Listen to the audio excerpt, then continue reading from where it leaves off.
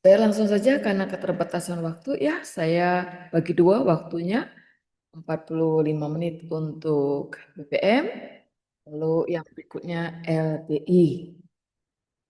Baik, saya langsung saja supaya kita bisa menghemat waktu. Kita lihat ya. Segera saya mulai saja ke soal nomor 1. Intro ini ya, kalau mau pilih soalnya boleh karena keterbatasan waktu, jadi ibu nggak bisa, mungkin nggak selesai secara keseluruhan karena total semua 40 soal. Kita bagi dua, apakah cukup atau tidak? Nah, kita lihat saja. Nah, di sini yang diminta adalah tanda koma yang salah. Kalau diminta tanda koma yang salah, apa yang mesti kita lakukan? Kita hanya melihat saja. Lihat saja, si tanda koma di tag itu 2, 4, 7, 8, 9, 10. Kita lihat dulu di dua aman. Ya kan? Ini boleh pakai koma, harus pakai koma. Kemudian di sini juga ya, karena di sini ada kata tetapi. Jadi ada kata tetapi wajib harus ada koma, berarti aman, komanya ada. Namun ini juga konjungsi antar kalimat, ini juga harus dikasih koma. Ini juga aman. Kemudian dengan 7, di sini ada kata dengan, berarti harus ada koma di sini, aman juga, tidak jadi masalah.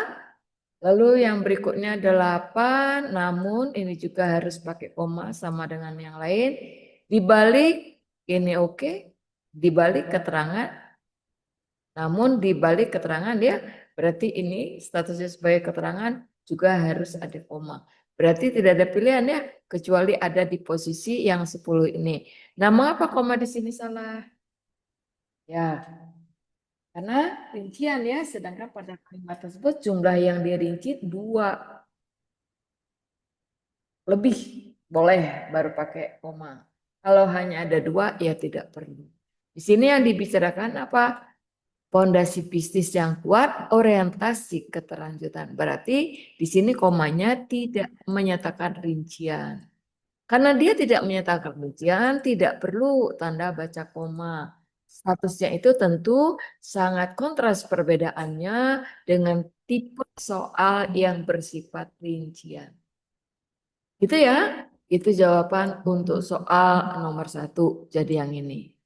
Jadi ini menunjukkan dua hal yang berbeda, jadi tidak perlu pakai rincian. Paling tepat untuk melengkapi kalimat ketiga. Jadi yang diminta di sana kalimat ketiga, lihat dulu. Dana membahas jumlah sehingga kata pertama untuk melengkapi kalimat tersebut adalah putaran gitu ya. Nih, kita lihat dulu nih kalimat 3 ya. Ini ya, satu dengan yang ini. Apa yang harus kita pikirkan? Lihat di sini bicaranya jumlah apa gitu kan? Memunculkan pertanyaan seperti itu. Jumlah kata yang pertama untuk melekatin ya kalimat itu adalah pakai kata apa? Pendanaan. Pilihannya pembiayaan nggak mungkin, biaya nggak mungkin. Seputar, putaran, perputaran gitu ya. Nah, kita apa bedanya seputar yang udah pasti? Tidak mungkin kita pilih kata biaya. Mengapa? Karena di sini pendanaan. Dana itu orientasinya ya apa? Biaya. Berarti unsur-unsur yang berbau bersinonim dengan dana kita abaikan. Tidak mungkin di situ. Berarti A, B dengan AB tidak mungkin ya pembiayaan biaya. Jadi di sini ada 3, seputar, putaran kata benda, perputaran. Tinggal memilih. Apa bedanya? Kita lihat di sana ketiga kata itu. Beda ya? Jadi kalau kita ngelihat putaran untuk melengkapi kalimatnya, putaran kata benda, perputaran, proses putar peran, berputar. Turun dari kata kerja berputar. Putaran itu kata bendanya. Jadi kalau dia kita mau turunkan membentuk kata proses, maka bentuk yang benarnya adalah penurunan dalam kalimat ada fungsi sebagai predikat. Jadi untuk melengkapinya Pak, menurun yang ini. Sorry. Gini ya. Telah, ini kan predikat nih. Jumlah putaran pendanaan. Bukan seputar. Seputar itu lingkungan. Bukan juga perputaran. Perputaran proses memutar. Berarti sudah nggak mungkin C dengan E itu. Berarti di sini bisa kita masukkan kata apa? Putaran, gitu ya. Berputar, putaran kata benda. Putaran. Pendanaan, jadi pendanaan yang diputar di Indonesia telah, nah ini predikat sampai di sini. Telah bla bla, masukkan putaran, menurun drastis. Lihat ada angka di sini. 395 menjadi 69 2025. Berarti dari angka yang besar ke angka yang kecil.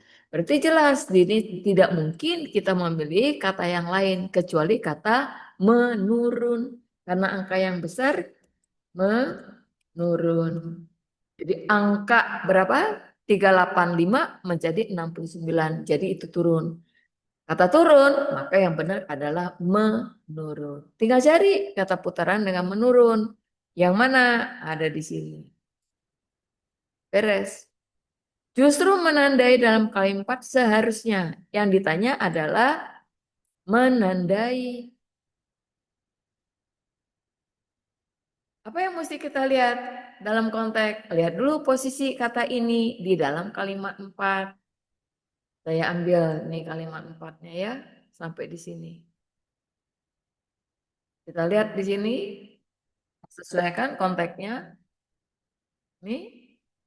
Namun situasi ini justru menandai fase kematangan bagi ekosistem. Seharusnya justru menandai yang ini. Nah, kalimat 4 relevansinya dengan kalimat 3. Jumlah putaran pendanaan di Indonesia telah menurun drastis dari sekian menjadi sekian tahun segini. Nah, namun situasi ini justru menandai fase kematangan bagi ekosistem startup. Gitu ya. Ada kata apa di sana? Kata yang ditanya justru menandai. Udah dapat gambarannya arahnya kemana. Bisa nggak kita ganti? Jadi apa? Dihilangkan. Jelas nggak mungkin. Mengapa? Karena ini subjek. Gitu loh. Subjek kan yang ini menandai predikat fase kematangan, menandai ditandai berarti fase kematangannya objek. Maka kalau ini kita buang atau kita ganti, maka kalimatnya menjadi tidak jelas. Dibuang saja, jelas predikatnya hilang. Tidak ada fungsi predikat, otomatis kalimatnya salah. Berarti nggak mungkin dihilangkan, gitu ya. Dihilangkan kata menandai juga nggak mungkin. Yang ditanya nih yang merah ini. Jadi yang ini harus bagaimana? Ya tetap karena statusnya di tag ini sebagai apa? Sebagai predikat. Kalimat kalau hilang predikatnya tidak berarti salah. Situasi ini perannya sebagai apa? Sebagai subjek. Begitu.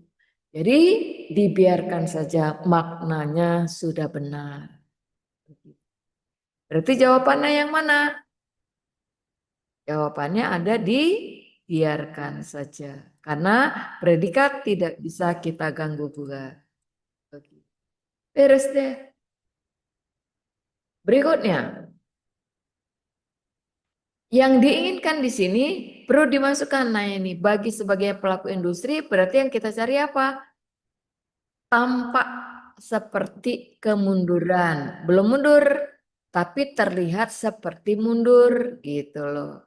Jadi kita tinggal nyari apa? Nyari saja kalimat yang ada relevansinya dengan tampak, terlihat, seperti.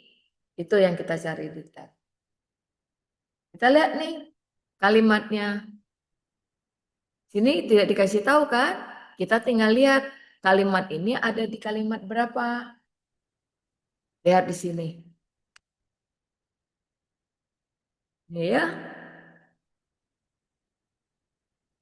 Prestasi situasinya jauh lebih ketat. Ini sekitar segini turun.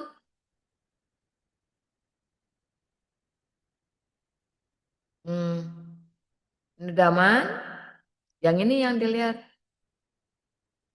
Yang dilihat situasi tampak seperti. Situasi ini subjek tampak seperti. Ini lihat ada kata apa? Menurun drastis dari sekian. Jadi yang kita lihat adalah jumlah putaran subjek menurun. Jadi kalau ini menurun, kita masuk ke tag yang ini. Bisa enggak? Situasi ini tampak seperti kemunduran. Turun berarti mundur. Jadi jelas kalau turun berarti mundur. Gitu ya. Berarti ada di mana dia diletakkan setelah kalimat ketiga ini. Jadi kita itu sekali baca bisa menyelesaikan beberapa wacana, beberapa soal. Beres. Berarti kita letakkan apa? Setelah kalimat 3. Kata kuncinya apa? Turun. Turun. Kalau turun berarti mundur. Udah. Berarti kata turun otomatis mundur. Maka tepat jawabannya ada di posisi kalimat ketiga. Kemudian yang diminta cetak tebal 1, 2, 3, 7, 8. Oke, yang tebal aja. Investasi, drastis, dan kelihatan miliar. Miliar itu tidak boleh ditulis dengan cara seperti itu. Mili. Jadi kalau kita lihat kata mili apa? Miliar. Jadi nulisnya harus gimana? Yang ini salah ya? Tidak boleh. Jadi nulis yang benarnya gimana? Biasa saja. Miliar. Jadi tidak boleh pakai Y. Pakai A saja. Jadi ini salah. Nulis yang ini. Nulis yang benarnya itu yang mana? Tidak pakai Y. Karena Y itu beda ya dalam konsonan, vokal. Jadi ini konsonan. Tidak perlu pakai konsonan. Tetap harus pakai vokal. Miliar. Tidak masalah, saya rasa ini bisa diselesaikan dengan cepat. Kemudian yang minta berikutnya adalah kalimat ketujuh. Nah kalau kalimat ketujuh, kita tinggal nembak aja. Yang ini kita ambil kalimatnya nih. Gitu ya. Terus kita letakkan di sini. Ini udah beres, berarti yang ini. Kita lihat di sini kalimat 7. Sekitar 32 startup aktif. Nih, ada koma ya. 14 unicorn dan total pendanaan. Nah, diisi lagi nih. 14 unicorn dan total pendanaan subjek. Gitu kan? Kita disuruh ngapain? Mengisi titik-titik. Berarti di sini terkumpul mencapai sekian. Lalu di sini apa? Unicorn. Butuh ya predikat yang berikutnya udah jelas. Startup aktif 14 unicorn. Yang ini yang diomonginnya. Mengapa? Titik-titik. Jelas statusnya. Terkumpul. Kita tinggal lihat mana yang tepat. Perluasan tidak konteksnya. Perluasan kan? Terkumpul tuh apa? Nikon itu paling tepat melengkapi kalimat 7 itu yang apa? Karena dia sebagai perluasan. Jadi kalau ini diperluas, maka tidak ada pilihan. Kecuali kita menggunakan kata yang terkumpul. Apa yang terkumpul? Pendanaan. Dananya terkumpul mencapai sekian miliar. Maka kurung di sini harus kita tulis kata yang terkumpul. Mengapa? Karena sifatnya memberikan perluasan. Jadi jawabannya dapat ada di posisi yang ini. Terus menjadi kalimat berikut dapat diungkapkan kembali. Kalau diungkapkan kembali, berarti jelas orientasinya apa? Orientasinya subjek predikat. Kita lihat nih, yang diomongannya apa? Startup banyak berkembang. Harusnya apa? Banyaknya di depan, gitu ya. Boleh diletakkan sini. Berarti di sini masih salah nggak? Masih salah. Nih, maknanya sama nggak? Berbeda. Kita lihat dulu kalimat 8. Intinya apa? Saya ambil nih.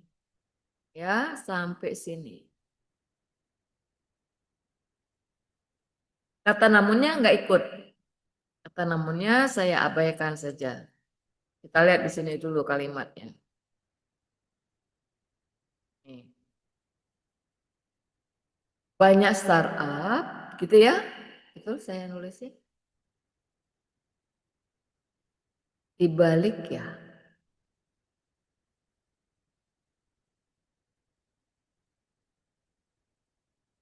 Ini kalimat 7.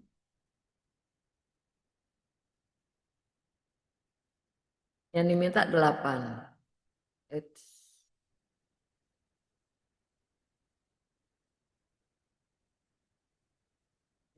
ya?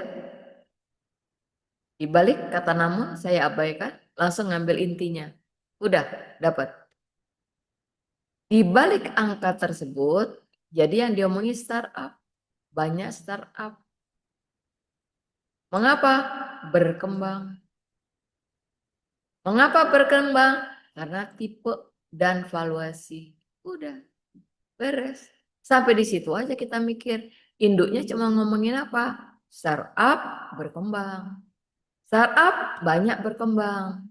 Banyak berkembang. Berarti ini pesat. Karena dan yang tidak selalu mencerminkan ekonomi unit yang sehat. Kita lihat nih, beda sudah maknanya. Sedangkan di sini yang diomongin apa? Banyak startup, bukan startup banyak berkembang. Udah beda maknanya. Ini predikatnya sudah beda lagi maknanya. Gitu ya. Berarti sudah nggak mungkin yang ini. Ini juga beda maknanya. Yang berkembang pesat disebabkan oleh beda makna, itu predikatnya. Udah beda lagi yang ini. Kemudian berkembang sangat pesat karena tidak mencerminkan. Lihat lagi di sini bawahnya. Nih ya, di balik angka-angka tersebut gitu. Di sini ada kata itu. Gimana? Banyak startup berkembang sangat pesat. Banyak startup berkembang. Ini berkembang sangat pesat. Udah beda makna. Gitu ya? Karena bla bla bla di sini. Nah, dapat sama deh. Banyak startup berkembang pesat karena tidak selalu mencapai ekonomi unit sehat. Sama nggak makanya dengan ini? Sama. Berarti ini paling tepat di antara pilihannya. Jadi posisi jabatan kalimat soal dengan pilihan itu maknanya harus sama. Kemudian tag 2 yang diminta huruf kapital. Nah, sebelum saya masuk ke 2, barangkali ada yang ingin ditanyakan atau memilih. Memilih soal nomor berapa yang mau dibahas silakan. Bu mau nanya, boleh nggak tadi yang kalimat 8 diulang? Soalnya aku jawabnya yang A, Bu. Kenapa yang A? Aku Kan pikir intinya gini, di balik angka-angka tersebut, adalah itu bolehlah ya kita abaikan keterangan ya. Berarti intinya banyak startup berkembang. Yang dibicarakan itu startupnya gitu ya. Ini subjeknya. Predikatnya apa? Berkembang dengan pesat. Gitu. Jadi kalau di sini saya tambah dengan boleh. Berarti keterangan cara berkembang dengan pesat, keterangan cara. gitu. Kalau kita lihat startup banyak berkembang. Banyak berkembang. Sedangkan ini yang berkembang tuh apa? Startupnya. Banyak startup berkembang dengan pesat. Di sini startup banyak berkembang dengan pesat. Karena sekarang renungkan apakah makna startup dengan banyak startup. Yang dipersoalkan yang banyak itu apa? Startupnya kan? Betul nggak? Penekannya di startup. Kalau yang A itu penekanannya banyak berkembang. Beda loh dari segi makna. Oke, Bu. Dengan pesat gitu ya. Di sini kan keterangan ini pesat. Di tagnya apa? Dengan pesat karena gitu. Jadi kalau kita ngelihat dari konteks kalimatnya itu saja maknanya udah berbeda. Gitu Nasya. Oke, Bu. Terima kasih ya, Bu. Sangat Oke. membantu ini, Bu. Oke. Ada lagi yang mau ditanyakan?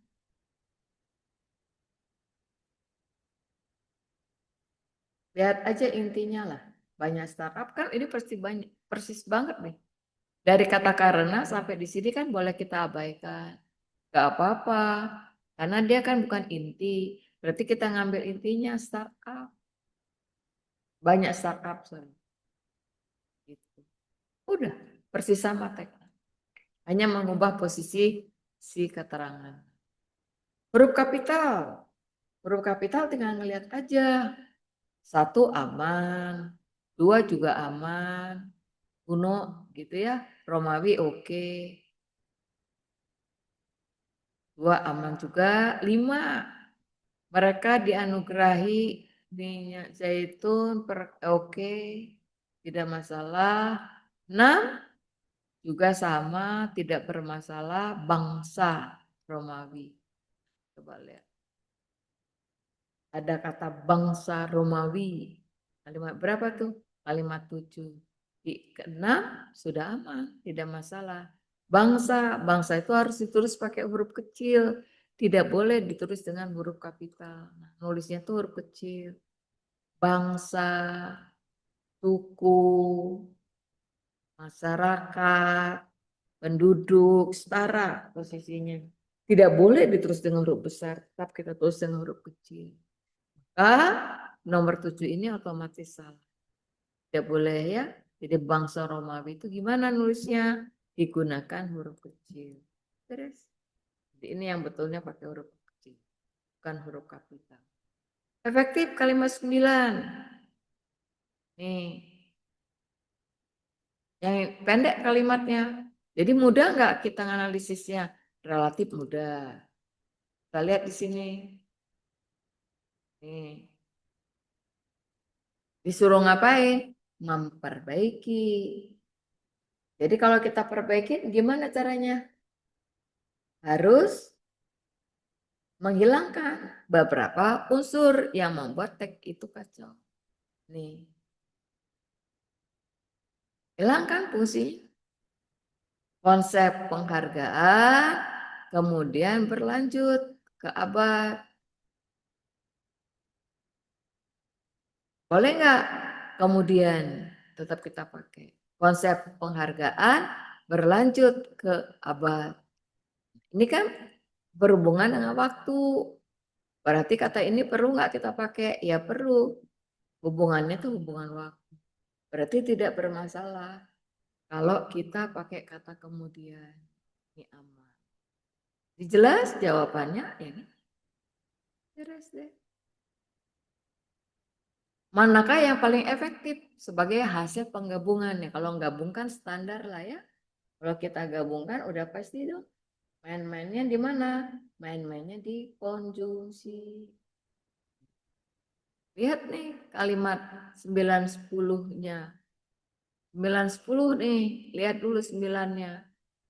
Berlanjut. 10-nya apa? Dianugerahi. Oh digabung. Maka kita perlu apa? Dianugerahi. Perluasan bisa, kita pakai perluasan. Tinggal pilih di sini. Kenapa A salah? Kenapa salah? Ini ya. Harga seperti pedang.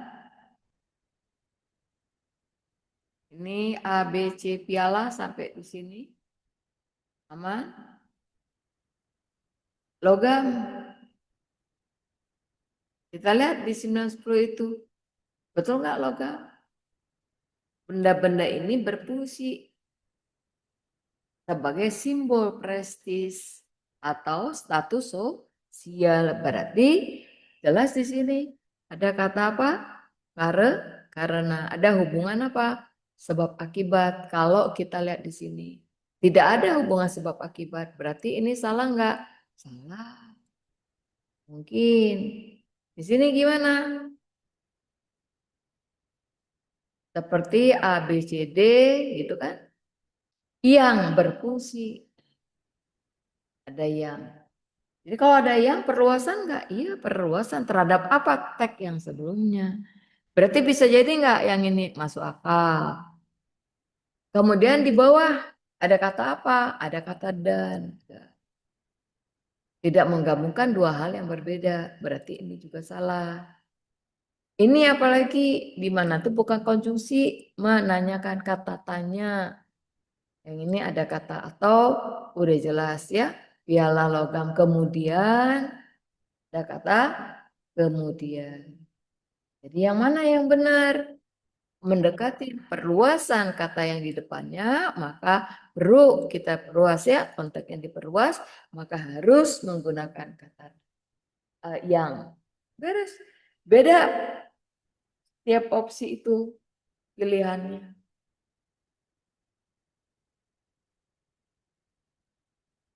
Beres. Kemudian nomor yang berikutnya, menggantikan akrab. Akrab artinya apa? Sama dengan apa? Akrab itu sudah biasa, arti kamusnya juga familiar.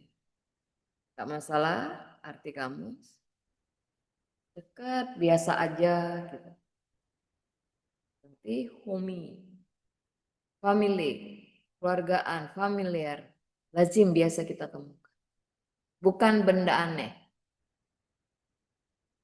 Udah, beres. Tag berikutnya, ada yang mau nanya nggak?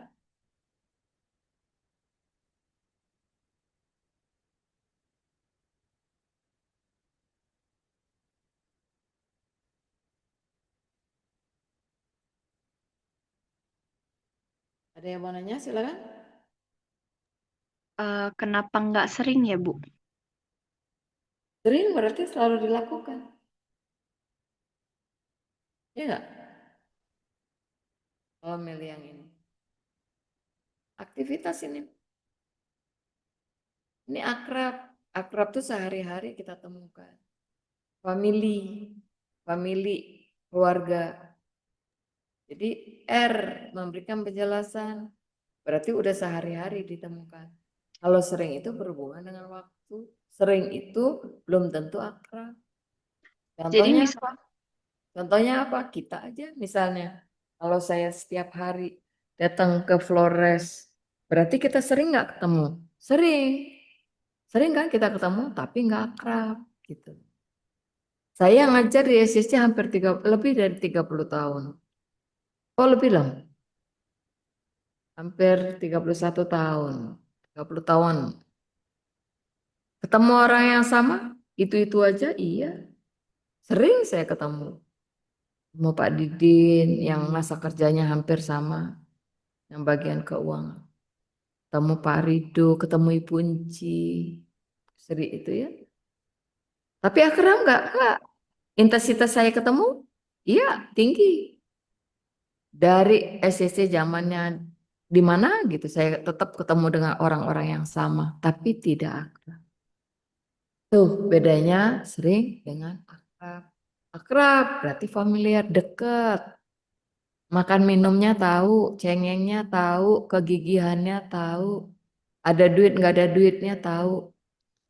Hanya keluarga yang tahu seperti itu. Makanya lebih mendekatin nggak akrab dengan. Ya, karena ini lebih mengarah ke kamus maknanya. Itu Nas. Oke, aku mau nanya nih. Jadi misalnya nih, bukan semisal sih, lebih ke orang-orang di TV dan YouTube, kalau mereka bilang sering dilihat gitu, berarti salah dong, Bu? Ya nggak apa-apa. Sering dilihat tiap hari juga nggak apa-apa. Sering dilihat bukan berarti kita akrab kan? Iya sih. Jadi salah ya, Intensitas. bukan? Sering tuh intensitas.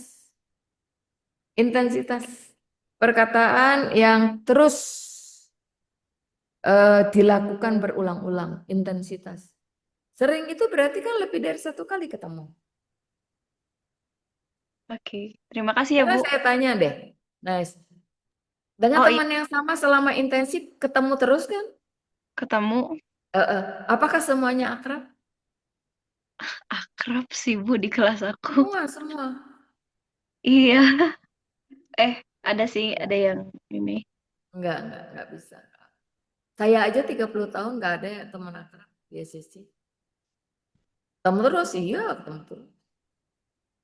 Gitu. Yang akrab itu ya lihat aja hubungan kita dengan keluarga kita. Kan intensitasnya berbeda dengan teman. Akraban itu enggak sama. Kita punya teman sejati dari SD, SMP, SMA, mencurhat, berbagi, suka dan duka. Bisa.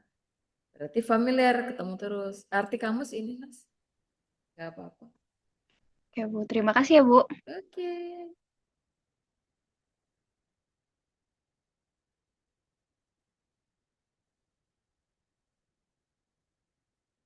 Berikutnya,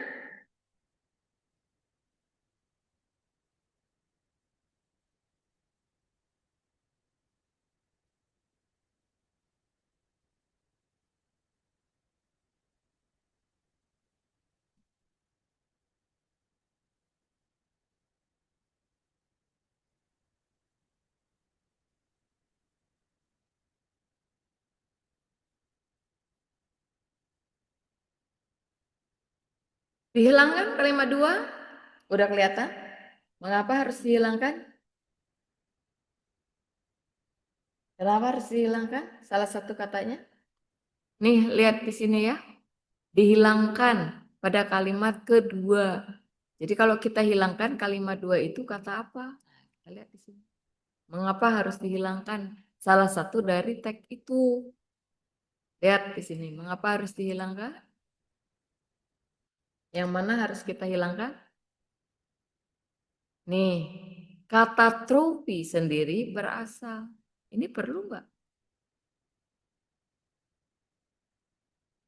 Harusnya apa? Kata trofi berasal dari bahasa. Gitu. Karena harusnya gimana? Kata tropi sendiri berasal dari bahasa Yunani. Tropayon. Gimana ya? Tropayon ya tulisannya. Merujuk pada monumen. Kemenangan itu arti dari tropi. Jadi tidak perlu pakai kata sendiri. Karena kata berasal dari. Jadi kata sendiri ngaco nggak? Ya ngaco. Tidak diperlukan. Udah, beres. Jadi yang A itu. Judul berhubungan dengan apa? Ide pokok. Ceritanya tentang apa? Penghargaan. Penghargaan berbentuk apa? Berbentuk trofi. Udah, penghargaan trofi.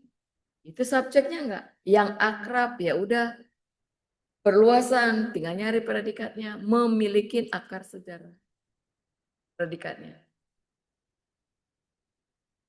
Gitu kan? Ide pokok mau dibaca sampai selesai enggak apa-apa. Berawal dari tradisi peradaban kuno Yunani, Romawi, dan seterusnya. Udah nggak apa-apa itu peristiwa sejarah. Kemudian di bawahnya ngomongin apa?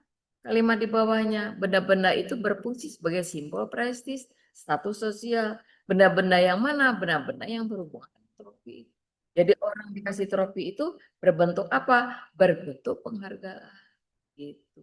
Dari zaman dulu ya udah apa saja ya di sini ada olahraga akademik macam-macam. Tidak hanya ini banyak komplek. Ya udah beres. Berarti bicara tentang apa? Sejarah kan? Sejarah tentang apa? Trofi. Udah lewat. Di bawahnya juga udah didukung. Berfungsi sebagai simbol prestis, status sosial. Jadi kalau orang dapat penghargaan trofi ini merupakan kebanggaan, iya berarti dia apa? Sebagai orang yang paling baik di antara yang terbaik. Begitu. Maka ini konteksnya sebagai apa? Sebagai peristiwa sejarah. Itu kata kuncinya sejarah. Udah jelas. Gitu ya. Akar sejarah yang panjang. Berawal dari bla bla bla. Udah. Kemudian kata Yunani kuno bukanlah piala berbentuk cangkir. Piala bentuk cangkir. Piala itu cangkir ya.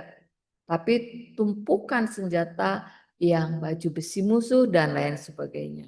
Bawahnya lagi pemenang tidak menerima medali seperti yang kita kenal.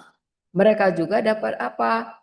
Dapat dianugerahi mahkota terbuat dari zaitun. Udah, berarti ini sejarah enggak sejarah tentang apa? Tentang trofi itu sendiri. Asal muasal. Ada piala. Gitu kata lain trofi piala. Udah beres. Tinggal milih aja. Nah, di sini yang mana judul yang tepat?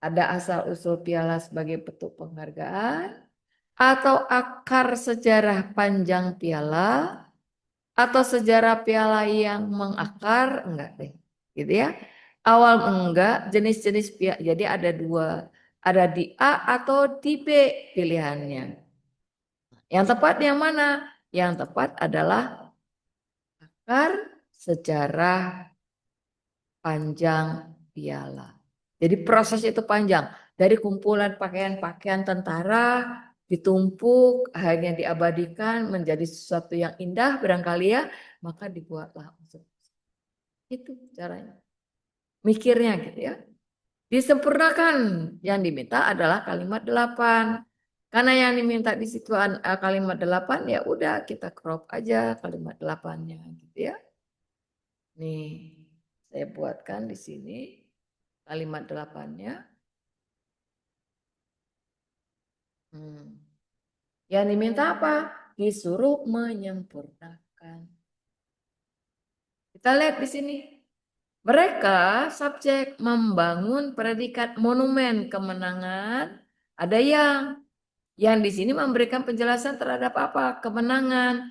Berarti membangun itu sudah predikat. Mereka subjek yang perluasan.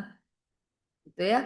Lebih megah dan permanen seperti A, B, dan C. Nah ini ceritanya nggak boleh pakai. Nggak ada hubungan. Berarti koma di depan kata untuk ini otomatis salah karena tidak ada aturan, terangan tujuan. Berarti udah koma ini aja yang jadi persoalannya. Tinggal kita pilih mana yang dipersoalkan. Harusnya yang ini. Beda ya maknanya karena utuh itu kan keterangan tujuan. Jadi ini harus diapain? Harus dibuang. Kalau dibuang kalimatnya jadi benar. Ada pula jawabannya ada di posisi E. Dan dari soal ini kira-kira mana yang dianggap sulit? Ada yang mau ditanya? Kalau tips menyusun kalimat itu gimana ya, Bu? Cari ide pokok aja, kata umum Oh, khusus. Kan sip, sip. dimulai dengan 24, berarti bandingin aja. Mana yang lebih umum, kalimat 2 atau kalimat 4? Kalau kita lihat ini kan ada kata berdasarkan sudut pandang ilmiah. Betul nggak? Sudah keterangan dong di sini posisinya. Ekonomi biru itu subjeknya. Mensyaratkan adanya pendekatan. Jadi syaratnya apa? Ada pendekatan. Adanya pendekatan berarti itu sebagai apa? Sebagai syarat dari ekonomi biru. Ekonomi biru itu berhubungan dengan isi laut. Ekonomi hijau berhubungan dengan pertanian. Udah. Berarti biru itu berhubungan dengan perikanan. Syaratnya apa? Ada pendekatan multidisiplin. Syarat disyaratkan berarti objek. Lihat bandingkan dengan dua, ekonomi biru subjek dengan segala potensi menghadapi sejumlah, tinggal bandingin nih antara kalimat dua dengan kalimat empat, mana yang lebih umum? Tentu umum yang nomor dua, menghadapi sejumlah tantangan. Berarti dari dua sebagai ide pokok. Tinggal milih apakah langsung biru bersyaratkan menghadapi jumlah atau langsung ke syarat, kan nggak logis, terlalu loncat. Berarti bukan dari 2 ke 4. Berarti pilihannya yang ini, pilihannya kan cuma 3 nih, posisinya di sini. 4 sudah kita lewat, sudah nggak bisa. Kenapa? Karena ada syarat, belum ada persoalan apa-apa, kok sudah ada syarat. Berarti loncat nggak kasusnya? Ya loncat. Berarti kita tinggal mikirkan yang ini. Perubahan iklim, penangkapan ikan secara berlebihan, polusi, perusakan habitat merupakan ancaman. Predikatnya. Berarti dari ekonomi biru menghadapi sejumlah tantangan, nyambungnya kemana? Ke ancaman signifikan. Beres deh. Berarti dari 4 kemana? Ya ke 5 yang lebih logis. Gitu. Jadi dari 4, dari 2 ke 5, bukan ke 4. Jadi mutlak jawabannya ada di mana? Ada di C. Jadi harus pilih dulu kata umum, kata khususnya. Ya, inti tidak masalah. Inti itu cukup saja mencari inti subjek dan inti predikat, gitulah ya. Yang ini kan ada kata pada, otomatis salah. Kemudian masih ada kata pada. Selagi dia ada keterangan tidak bisa dibuat sebagai inti kesalahannya. Ini juga masih ada perbandingan pakai kata dari pada. Maka yang tepat cuma satu, yaitu yang A. Inti subjek, inti predikat.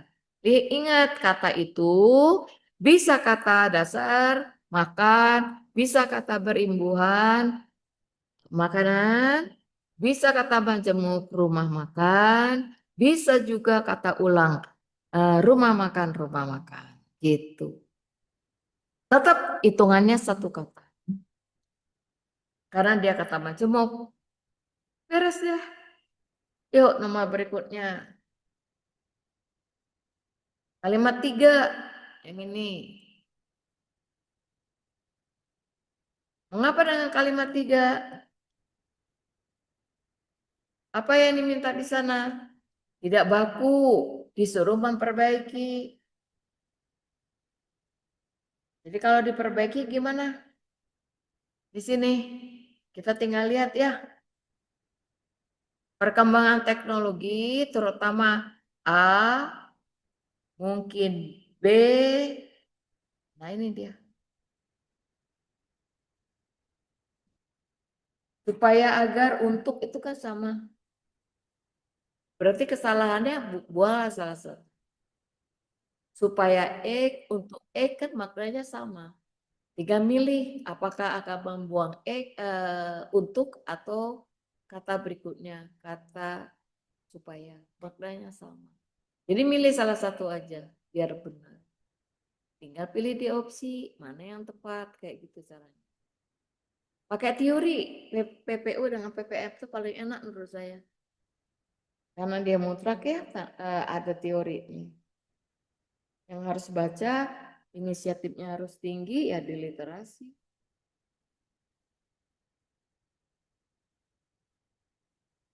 Konsentrasinya suka pecah. Beres, ada pertanyaan?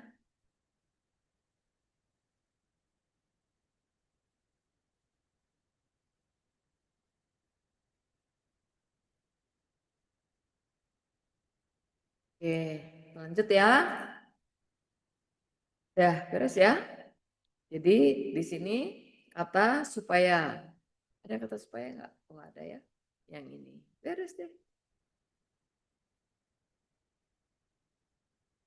Kalimat nomor salah penggunaan. Salah penggunaannya. Penggunaannya yang salah. Kita lihat. 2. Enggak apa-apa, aman. 3. Perkembangan kecerdasan memungkinkan perusahaan rintisan. Gak jadi soal. Yang diminta bentuk katanya. Oh, ini kelihatan. Yang ini nih.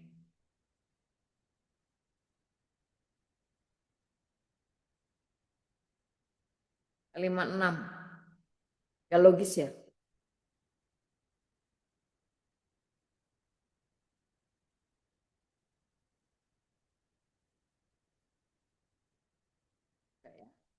Udah.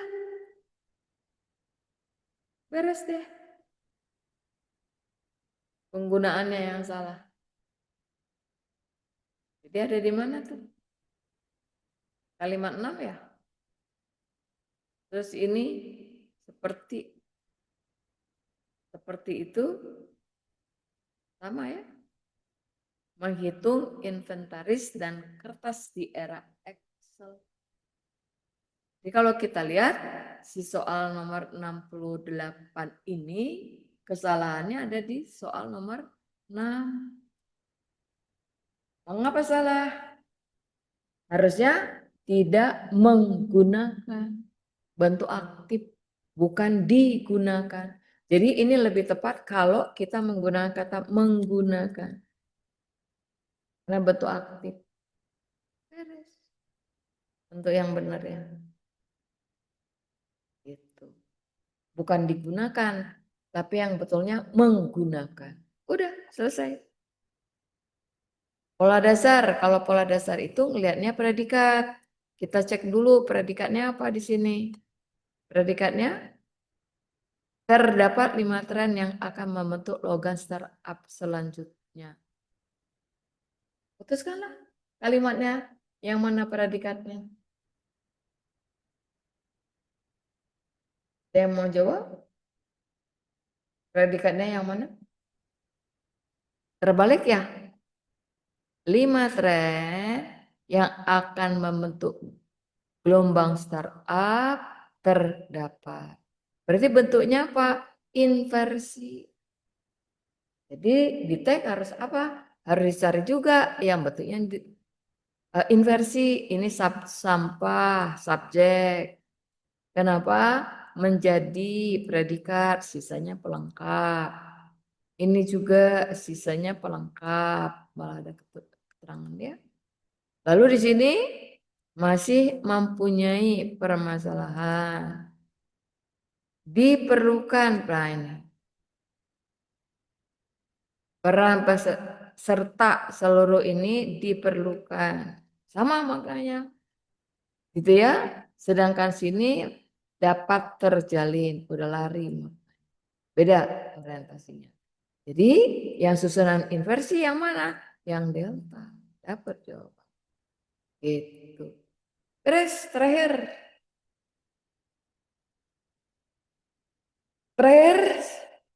Mengapa nomor 70 itu langsung ya jawabannya yang A, kan sudah ada kunci jawabannya kali ya kalian ya. Kan ini jawabannya. Pertanyaan saya mengapa? Melengkapi kalimat 11. Memiliki hubungan apa? Hubungan syarat. Jadi kita hubungkanlah dengan kalimat sebelumnya. Berarti kita baca apa? 9, 10. Boleh begitu. Gitu ya. 9, 10. 9. Keempat, ketiga, ke atas kan berarti ini berdiri sendiri. Investor lebih fokus pada ketahanan bisnis daripada sekedar pertumbuhan pengguna. Kemudian ekonomi hijau prioritas nasional, yaitu perusahaan rintisan berpotensi untuk berkembang. Berkembang, kalau berarti di sini harus pakai kata apa? Harus pakai kata kalau. Kalau enggak, pakai kata jika. Pilihannya itu, kalau apa? Kalau dia berkembang untuk berkembang, syaratnya ada bla bla bla. Makanya kita lihat di sini pilihannya kata jika. Ini keterangan tujuan, ya kan? Sudah nggak mungkin. Ini tetapi bertentangan. Bertentangan dengan apa? Jauh. Apalagi dan berbeda sekali kalau pakai kata karena. Tidak tidak sebab akibat, tapi lebih mengarah pada kata jika. Udah beres. Hubungannya dengan kalimat apa? Dengan kalimat sebelumnya. Gitu. Berarti kita baca kalau 11.10, 9, 9, 10 kalau saya. Dua kalimat. Udah langsung dapat gambarannya. Terus ya, selesai. Sekarang masuk literasi. Yuk, sebelum masuk literasi silakan. Mau tanya yang mana? Masih ada waktunya. Masih banyak pas waktunya ya. Silakan. Mau yang mana? Literasi. Ini ngomongin apa nih pasir laut? Ya, di sini ada kasusnya ya. Berarti berhubungan dengan sosial dampak lingkungan. Silakan. Lingkungan yang disebutkan dalam teks akibat penambang pasir laut yang tidak terkendali. Ya udah, kalau tambang pasir itu diambil terus gitu ya, atau dijual, memunculkan apa? Memunculkan abrasi. Ya, abrasi pantai itu pasti rusak. Merusak apa dia? Ekosistem terumbu karang yang ada di seputar itu. Efek dari apa? Ya menambang. Penambangan yang tidak terkendali. Merusak ekosistem, iya. Merusak lingkungan. Adanya abrasi. Lama-lama tidak terkendali, muncullah banjir seputar itu. Nah, itu efek dari tidak bisa mengendalikan efek atau akibat dari penambangan. Penambangan, proses menambang. Menambang itu berarti mengambil pasir laut. Dipakai apa? Dipakai untuk bangunan. Bahkan dijual juga bisa. Ya, ke negara tetangga. Sering itu dilakukan. Udah beres. Tinggal nyari aja di sini. Abrasi, udah langsung dapat jawabannya. Jauh nggak dengan yang lain? Banget. Meningkatnya hasil tangkapan ikan, wow malah ikannya lari, nggak ada. Luas daratan pasir, enggak tenggelam malah ya. Stabilnya arus laut justru tidak stabil. Meningkatnya tidak mungkin akan meningkat. Gitu, jauh lah makanya ya. Kemudian nomor yang berikutnya, jika satu daerah melakukan penambangan pasir laut tanpa kajian AMDAL, ya, analisis dampak lingkungan. Kalau tidak dianalisis ya udahlah pasti rusak, lingkungan tuh pasti rusak, baik efek lautnya maupun daratannya, rusak lingkungannya. Kalau tidak ada AMDAL. Kenapa? Analisis dampak lingkungan itu jelas berpusat di antara penambang itu sendiri. Berarti laut kena, daratan kena, nelayan kena, petani juga yang seputar laut juga bisa kan. Kalau dia punya lahan di seputar tambak udang misalnya. Terkontaminasi bisa jadi lebih kompleks masalahnya. Kalau itu tidak dikaji, tidak dianalisis dengan baik. Dapat bayangannya. Jadi kebijakan pengendalian itu harus berbasis kajian ilmiah. Apa efeknya terhadap lingkungan? Jadi kalau itu tidak dilakukan dengan baik, ya udah bertentangan enggak? Ya bertentangan. Menyalahi aturan. Ada aturannya, ada efeknya, ya ganti rugi. Kita lihat aja, misalnya pabrik membuat limbahnya, buang limbahnya sembarangan, berdampak pada air di seputar itu. Kalau di sana ada pertanian, ya pertaniannya ikut kena limbah juga, merugikan lahan pertanian sedemikian rupa. Kalau dipikir rumah, AMDALnya nggak dipikirin, pabrik di seputar AMDAL berarti kan bisa mengkontaminasi seputar itu juga. Ini bisa disumasi, bisa minta pertanggungjawaban, ganti rugi biasanya ya, ada unsur ganti rugi. Udah beres, apalah jawabannya. Tidak berbasis pada kajian ilmiah dari daya dukung lingkungan. Gitu. Karena yang diminta bertentangan dengan gagasan. Kalau dia melakukan menambang pasir laut gitu ya. Berikut yang diminta adalah kebijakan yang diinginkan. Untuk apa? Pengendalian. Prinsip pengendalian. Jadi kita harus bijak juga. Apa yang mesti dilakukan?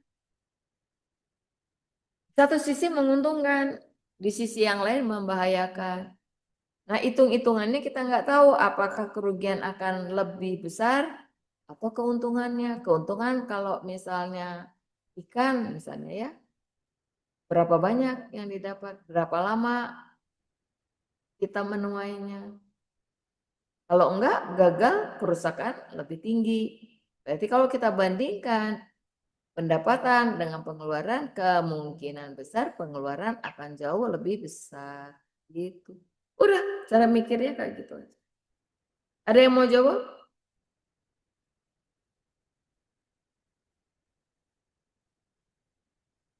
Silakan kalau mau jawab. Kan kebijakan yang diingin. Tinggal lari aja ke opsinya. Arahnya kemana?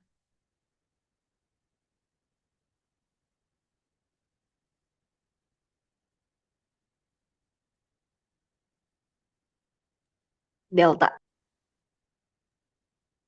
Delta. Ya, delta kebijakan yang paling sesuai ya. Prinsip pengendalian dalam teks adalah yang kuota penambangan berdasarkan kajian. Udah. Terus melibatkan masyarakat itu yang paling penting. Efeknya ke masyarakat apa? Betul? Yang ini.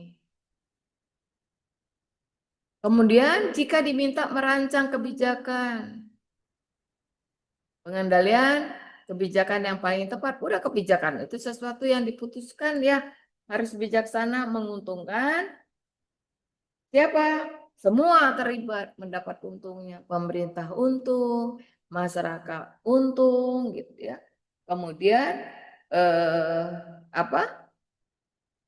Hewan-hewan itu juga aman, semua mendapat keuntungan. Gitu loh. Kalau kita bijaksana. Boleh-boleh aja menambang pasir, tapi jangan apa? Jangan sampai merusak lingkungan. Lingkungan kalau lingkungan rusak, maka semua kena. Pemerintah juga nanti kena kalau terjadi dampak negatif, terjadi apa namanya?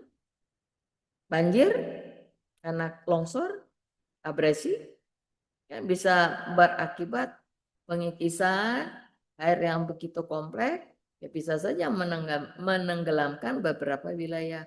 Nah, itu bisa jadi pemerintah akan rugi lebih besar dari apa yang dilakukan. Langkah apa yang mesti kita ambil? Kebijakan apa yang mesti kita ambil? Ya, intinya kebijakan menguntungkan semua pihak. Itu aja. Betul ya? Jadi melibatkan siapa? Semua juga bisa dilibatkan. Pemerintah, universitas boleh, kaum intelektual terlibat juga, masyarakat setempat yang berpengalaman mengatasi masalah ini juga bisa diminta pendapatnya. Ya, banyak nelayan-nelayan itu punya keahlian karena bertahun-tahun profesinya seperti itu. Jadi tahu persis kapan ini harus begini, kapan itu. Kenapa? Karena itu pekerjaan dia. Jadi orang-orang seperti ini perlu nggak opininya diminta? Perlu. Pandangannya perlu kita analisis. Karena dia bekerja berdasarkan pengalaman. Udah kayak gitu aja. Semua pihak berarti ya mengizinkan ekspor tanpa parah ya ini. Kalau diizinkan udah lama-lama lautnya gosong ya. Oh dimasak itu gosong. Kelamaan. Jadi rusak semua. Lingkungan rusak, isi alamnya juga rusak. Membentuk tim bisa jadi pengawasan independen melibatkan akademik, oke, pemerintah daerah iya, masyarakat pesisir iya banget. Berarti ini masuk gitu. Menghapus seluruh aturan, aduh kalau dihapus ya, karena ini kan ada income juga, ada masukan juga, banyak hal yang bisa masuk. Enggak nyinggung soal, enggak bicara soal. Memberi kewenangan penuh kepada perusahaan tambang, apalagi ini, wah tambang merajalela, tambah rusak. Mengurangi transparansi, aduh tambah parah. Kalau tidak terbuka, tambah parah, rusaknya di mana, siapa yang ngerjain, kita nggak tahu. Jadi B tepat. Hubungan yang paling tepat antara jumlah izin tambang dengan kasus abrasi. Ya kalau kita lihat mengarah ke sini, otomatis dong harus butuh izin ya. Betul ya? Harus ada izin. Dengan apa? Perhitungan. Sejauh mana peningkatan abrasi itu bakal terjadi. Kalau dilihat kasus tersebut. Tinggal pilih. Yang A semakin sedikit izin, waduh kalau semakin sedikit izinnya gimana? Kalau tidak terkendali ya terjadi abrasi ya.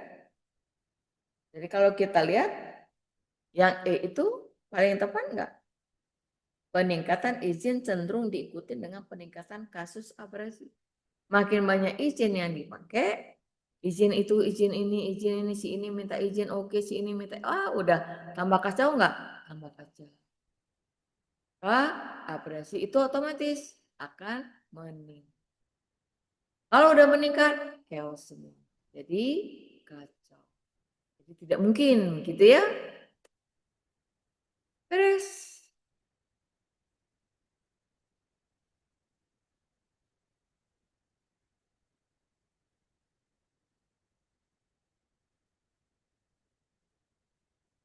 Kenapa ya? Ya jawaban. Ntar kenapa ngeng? Oke. Berarti ini tadi jawabannya yang ini, gitu ya, membentuk. Lalu yang ini adalah peningkatan izin. Kalau izin ditingkatkan, maka abrasi akan menjadi meluas. Mengapa? Ya udah semua orang menambang. Setiap pesisir ditambang, mengambil pasir lautnya, makin bahaya. Kemungkinan tsunami tinggi nggak? Ya tinggi. Air akan naik. Kenapa? Terjadi pengikisan. Gak usah tsunami ya. Tanpa tsunami juga terkikis. Jadi kalau terkikis hujan sedikit aja sudah berbahaya. Pluto yang dibicarakan, yang diminta di sini adalah yang paling tepat mengenai hubungan antara apa? Penemuan objek sabuk dengan perubahan status Pluto. Udah, itu yang diinginkan. Jadi yang mana pernyataan yang paling tepat?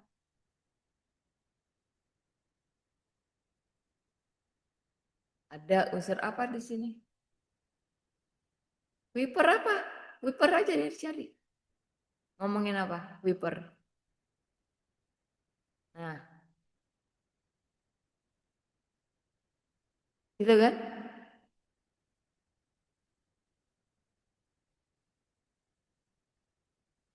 Hah? Kenapa?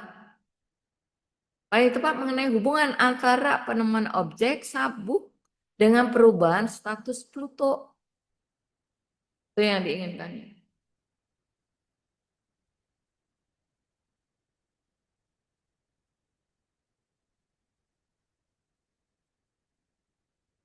Mengapanya kenapa? Apa alasannya?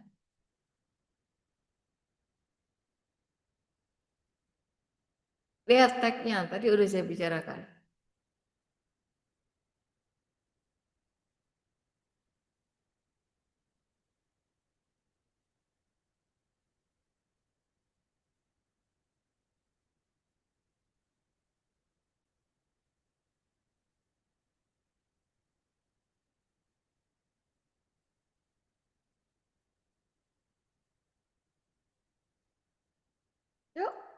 Ada yang mau jawab atau ada yang bertanya soal mana yang dianggap susah?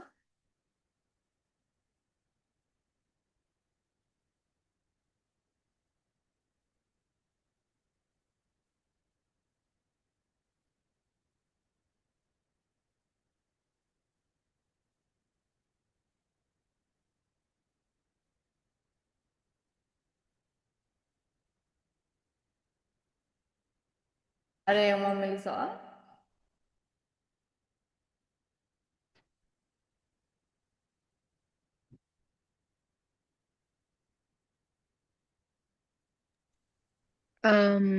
Boleh nggak yang fiksi tokoh Mit atau Amit, Bu? Yang mana itu nomor? Tag berapa? Di aku itu teks 3 sih, Bu. X3. Oke, kita lihat bawah ya. Iya. Ini X3 Oh, yang bukan, ditanya Bu.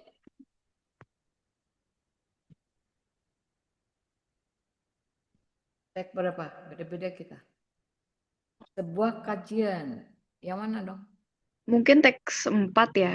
Kayak teks naratif, narasi. Oke.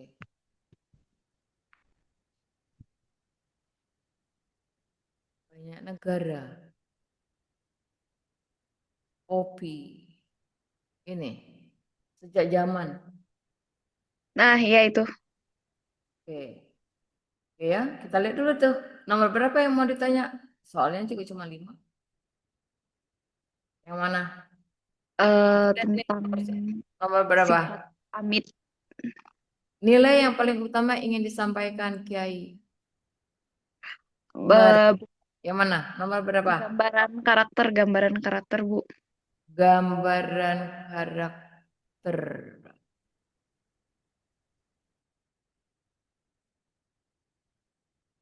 Riwayat habis dong. Bentar. Ingin disampaikan. Kemudian ini ya, pendidikan karakter. Nilai pendidikan karakter. Kemudian gambaran karakter ini barangkali. Betul. Iya, Bu, yang itu aja. Nomor itu aja. Kita lihat dulu tuh ceritanya tentang apa dulu?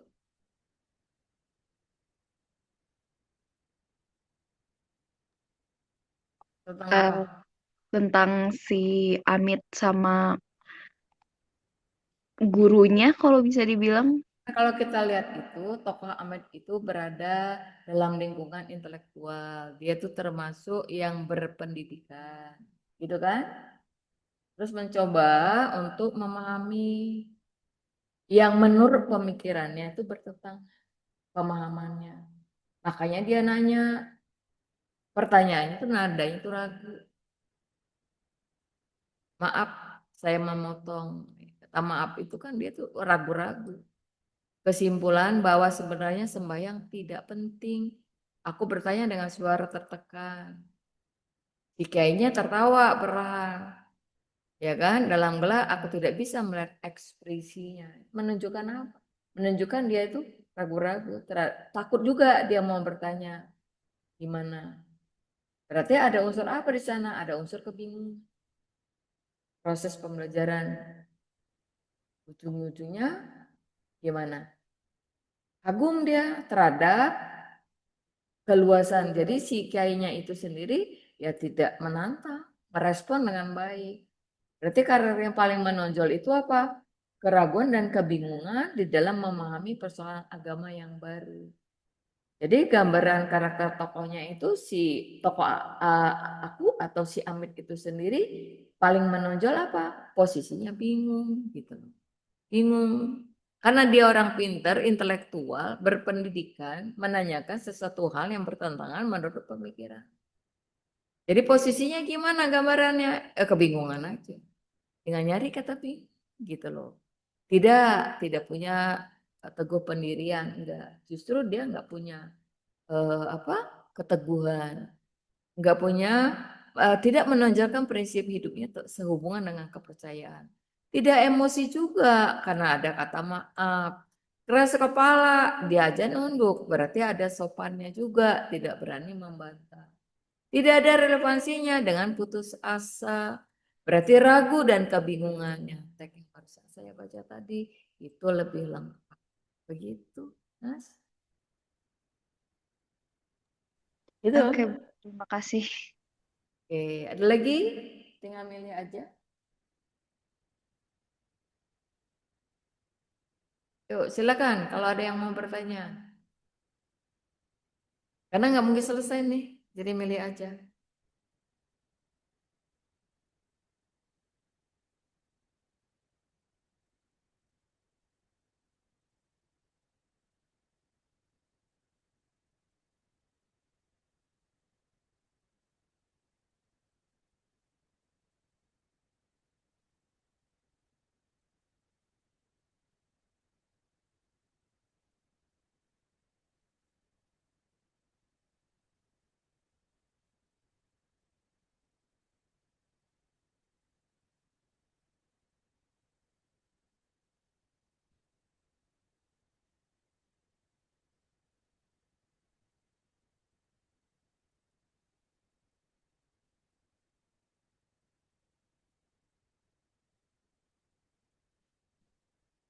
Ada lagi?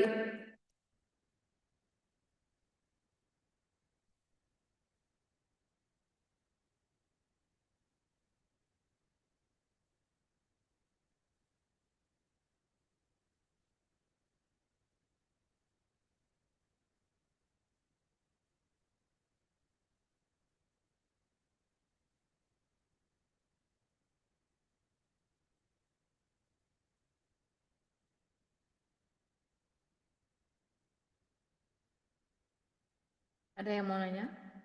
Ayo saya cepetan.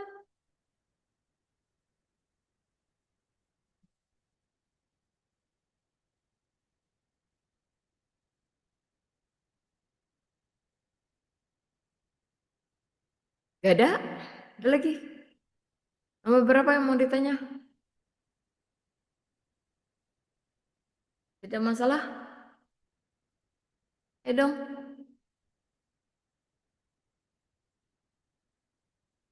Ini tidak masalah ya? Ini berhubungan dengan sejarah. Yang ini lebih mengarah ke mana nih? Teks umum sih, bau kimia gitu ya. Yuk ada lagi? Nasya, mau nanya lagi? Radit, Boleh, Bu. Aiman, mau nanya apa? Milih aja deh soalnya nggak mungkin Ibu bahas semua nih. Yang mana? Nasya yang mana Nas? Deflasi kalau nggak salah. Deflasi. Yang kesimpulan mengenai tidak adanya keterkaitan yang signifikan antara deflasi dan perkembangan ekonomi. Oh, ini Pluto.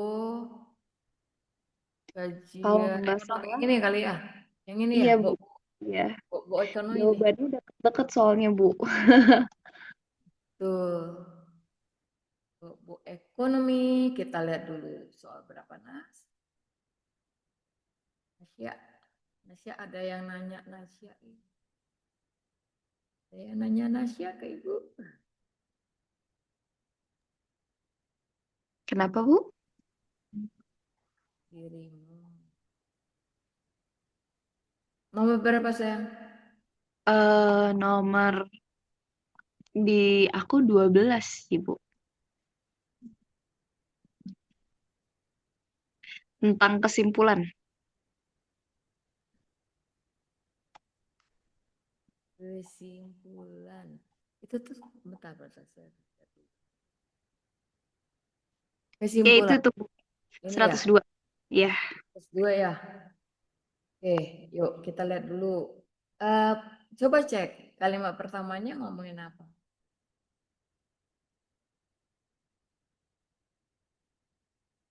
Kalimat pertama aja dulu.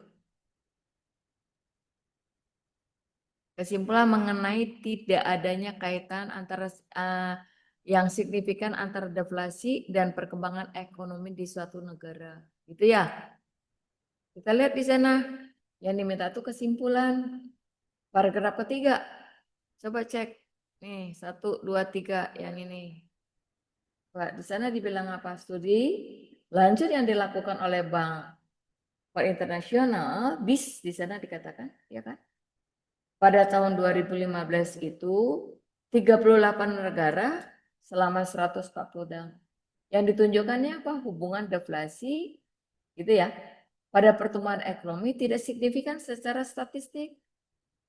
Tidak signifikan.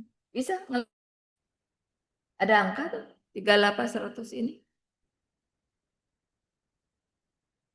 Hubungan antara deflasi gitu kan dan pertumbuhan ekonomi tidak signifikan secara statistik.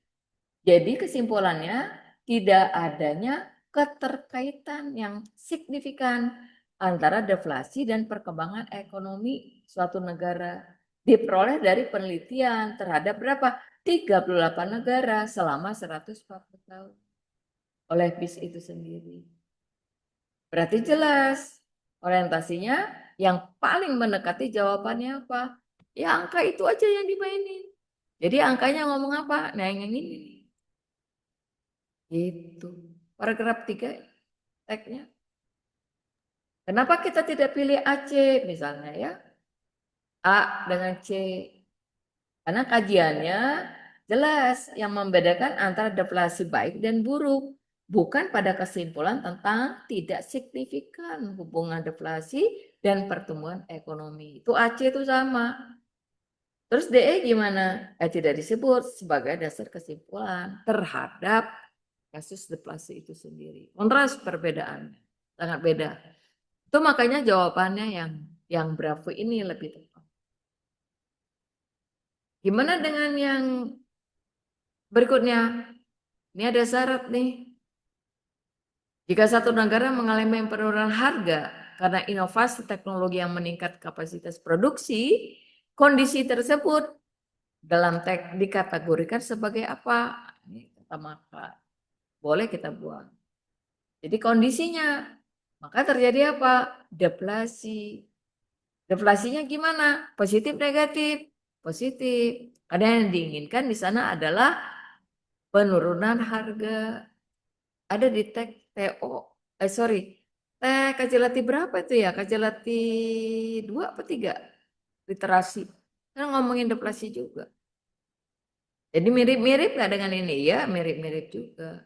Jadi penurunan harga karena inovasi teknologi yang meningkatkan kapasitas produksi. Udah. Tinggal nyari masalah deflasi. Berarti nggak mungkin kan kita pilih yang ini jauh nggak mengarah pada apalagi kris. Berarti kemungkinannya ada di mana? ABC. ABC positif negatif positif. Berarti kalau positif lebih ke yang A. Bukan buruk, salah kalau buruk. Apalagi aset nggak ada relevansi. Itu makanya jawaban tepat adalah ketika turun harga disebabkan oleh peningkatan produktivitas. Barang banyak yang beli nggak ada. Barang banyak oleh kenapa sampai banyak? Ya karena ada kemajuan teknologi. Pekerjaan rapi, lebih sempurna dan cepat. Jadi kalau dibuat cepat 1 jam bisa memproduksi sampai 1000 baju misalnya. Jahitannya rapi semua, cepat, rapi, berkualitas. Efeknya apa? Barang banyak, pembeli sedikit. Maka terjadilah deflasi. Hukum deflasi inflasi itu begitu aja, tukar balik gitu, muter-muter. Tawaran permintaan, konsepnya cuma itu. Udah beres. Nah, bagaimana dengan yang 100 part ini? Paling sesuai dengan untuk mendukung gagasan bahwa deflasi itu tidak selalu merugikan. Lihat di sini. Emang betul tidak selalu merugikan. Cepat kalau dia pakai teknologi. Nah, kalau dia tidak dirugikan kan dasarnya pemikirannya apa?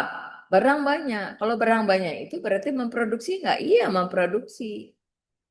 Nah, jadi mengapa barangnya sampai banyak? Ya karena mesin yang bekerja. Tadi sebagai contoh, ya kan? Pekerjaannya lebih cepat dikerjakan. Kalau lebih cepat dikerjakan, berarti barangnya banyak. Nah, persoalannya kalau barang banyak itu, bagaimana dengan permintaan? Kalau permintaannya sedikit, barang numpuk di gudang. Kalau barang menumpuk, efeknya apa? Tidak bisa memproduksi karena untuk meletakkan barangnya di mana. Hukum alamnya itu seperti itu dan tidak bisa ditolak. Berarti masih bicara tentang apa? Masih bicara tentang deflasi lagi kan? Udah, di sini sudah bicara semua, enggak. Tidak masuk pada konteks semua. Itu salah untuk kata semua. Deflasi yang bersumber dari peningkatan sisi penawaran, kalau kita lihat tadi di sini, berjalan seiring dengan apa? Kenaikan outputnya. Otomatis kan pendapatan. Jadi kalau kita lihat itu gimana? Riset nggak itu? Riset Siber ini. Udah. Deflasi ketika menurut barang terjadi karena meningkatkan produktivitas, kemajuan teknologi membuat pasokan barang melimpah. Jadi deflasinya buruk kalau barangnya melimpah. Tapi nggak dijual. Berarti jelas ya 104 ini arahnya kemana. Ini efek dari deflasi meningkatkan produktivitas. Beres. Harga aset seperti properti dinilai lebih berisiko dibandingkan dengan harga barang konsumsi. Jelas, otomatis itu. Berarti deflasinya apa? Untuk aset itu menurun nggak? Ya turun, negatif masalahnya. Berarti lebih besar kan negatifnya dibandingkan dengan stabilitas ekonomi. Kan barang itu tidak keluar, berarti stuck di tempat. Ya udah kalau stuck nggak laku aja. Numpuk barangnya dan harus keluar. Kalau enggak barangnya rusak atau memproduksi barang baru tapi tidak ada penyimpanan, mau dibuang kemana? Maka muncullah efek pada dampak negatif penumpukan barang gitu. Itu aja bolak-baliknya. Berarti yang mana nih? Yang ini. Beres. Begitu. Dah, 6 menit lagi. Saya persilakan, barangkali ada yang ingin ditanyakan.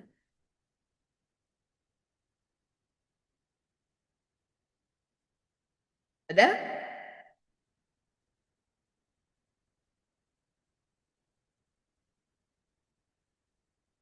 Ini yang aktif cuma satu nih. Aiman, barangkali ada yang ingin ditanyakan, Aiman?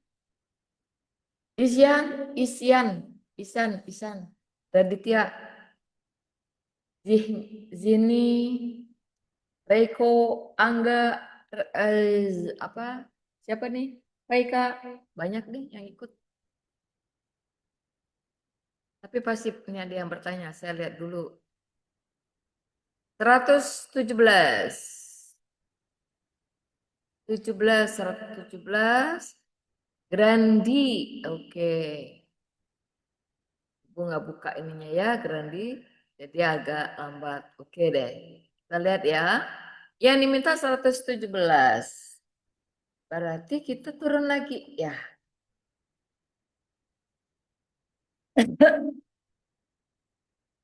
Tentang sastra tadi ya. Oke. Yang dimintanya kenapa?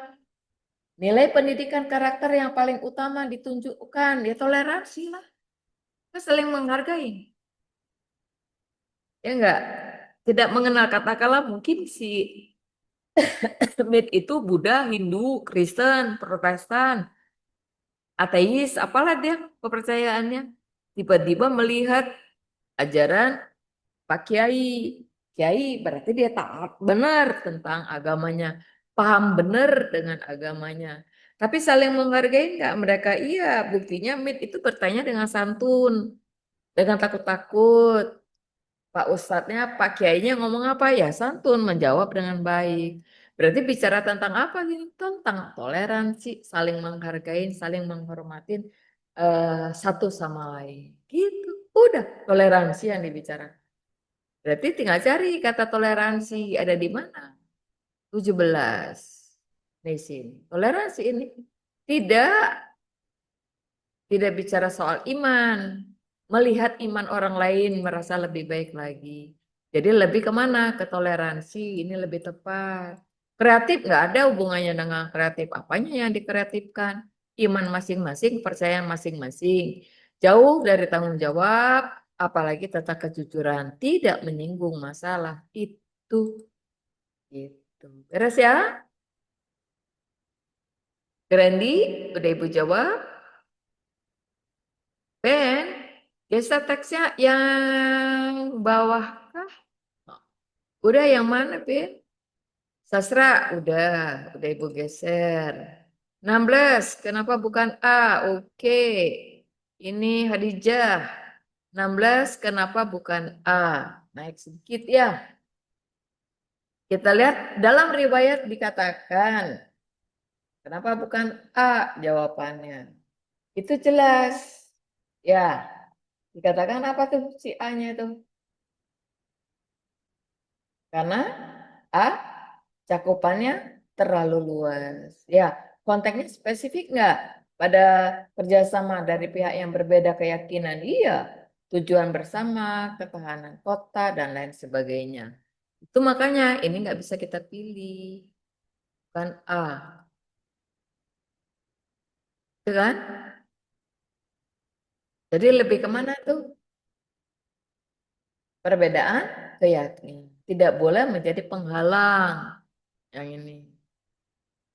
Tidak boleh jadi penghalang. Toleransi namanya juga. Untuk bekerja sama dalam kepentingan bersama. Tidak ada perbedaan kalau kita sedang berjuang sesuatu.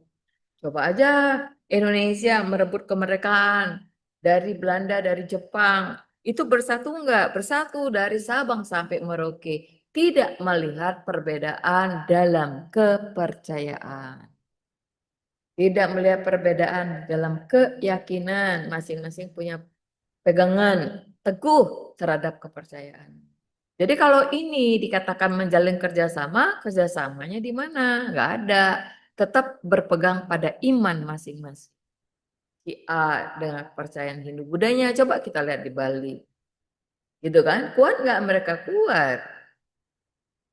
Tetap nggak nyepi? Ya nyepi aja. Tidak boleh ada aturan orang nyepi semua harus matikan lampu. Berarti yang masuk harus toleransi nggak terhadap eh, kebiasaan yang dilakukan orang Bali dalam acara nyepi? Iya, hotelnya diolah sama bule. Misalnya ya, bule bukan Hindu. Terus gimana dia? Tetap matiin lampunya. Semua hotel harus mematikan lampunya. Harus tetap menikmati sunyinya malam nyepi. Gitu. Tidak boleh ada yang terang. Enggak lama kok, cuma 12 jam, 10 jam mungkin ya. Gitu kira-kira. Jadi tidak ada relevansinya dengan menjalin kerjasama. Karena ini berhubungan dengan keimanan. Toleransi yang udah pasti. Jawabannya tadi kan toleransi itu nomor 117.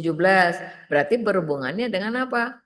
Ini tidak boleh menjadi penghalang. Jadi tidak jadi penghalang. Itu sama nggak dengan toleransi? Sama. Jadi kalau 16 benar, 17 benar. Atau 17 benar, berarti 16 juga benar. Kenapa? Karena satu aliran, satu pemikiran, satu konsep yang sama dilakukan.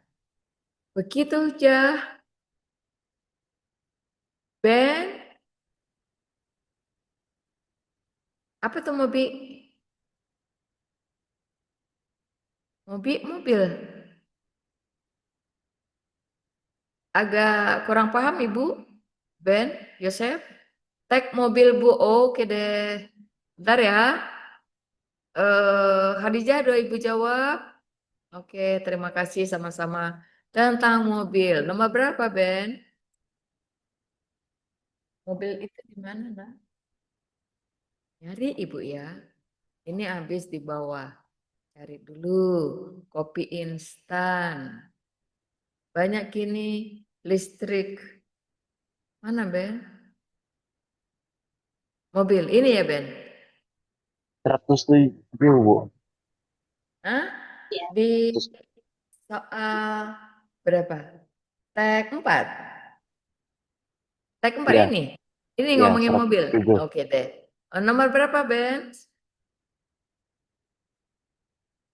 Nomor 107, Bu.